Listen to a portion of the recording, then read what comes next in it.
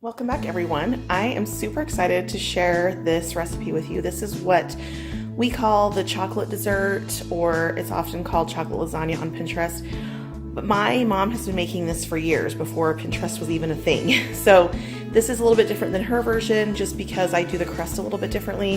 This is one of our favorites. We actually get this requested for birthdays instead of cake. It's my personal favorite, and Chandler requested it for his birthday, which was last week. We'll be having a family dinner.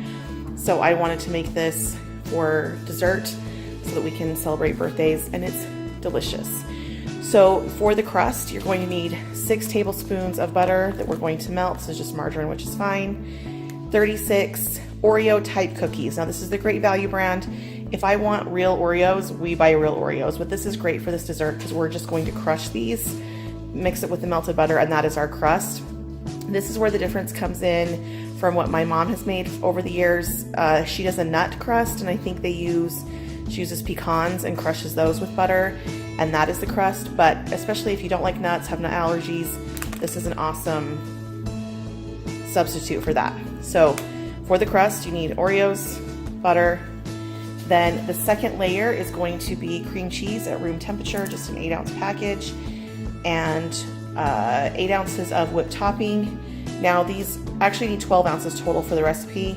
I use about 8 ounces in the middle, and then I use a little bit for the top layer that you'll see because I like lots of whipped topping on the top. 3 1/4 cup milk with another 2 tablespoons of milk for one of the layers, a 1/4 cup of sugar, 2 3.9 ounce packages of chocolate instant pudding, and some mini chocolate chips.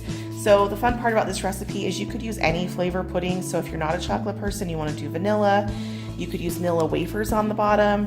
You could use any flavor of pudding. It's up to you, but for us, it's all about the chocolate.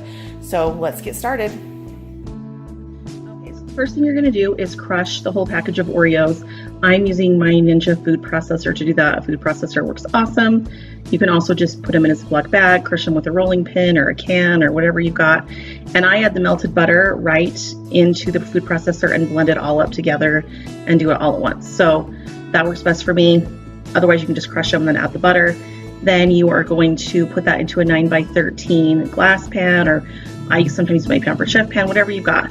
And then you're just going to press that into the bottom, forming a crust. And then I stick that in the refrigerator when I go to the next step.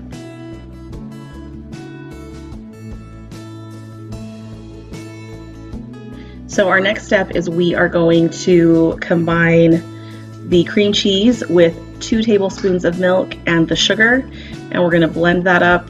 I just use my Ninja again. It doesn't matter if there's some crumbs in there from the cookies, it all just mixes in, it's no big deal.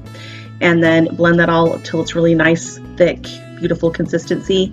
And then you're going to add 8 ounces of the Cool Whip. You're going to fold that in, and then you're going to layer that on top of the cookie mixture.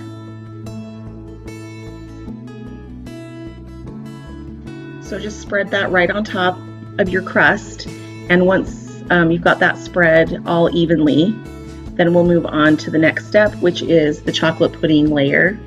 And it's the chocolate pudding with 3 1/4 cups of milk. And I use my hand mixer for this just because I think it's easier to get a really nice consistency. And I've already dirtied that Ninja up real good and I don't want to wash it. So 2 packages of the 3.9 ounce pudding with 3 1/4 cup milk, and you just blend it really good until it's thick. And like I said, while I'm blending this, I've got it in the fridge helping that Cool Whip cream cheese layer thicken. So once this is all thick, then we'll put that right on top.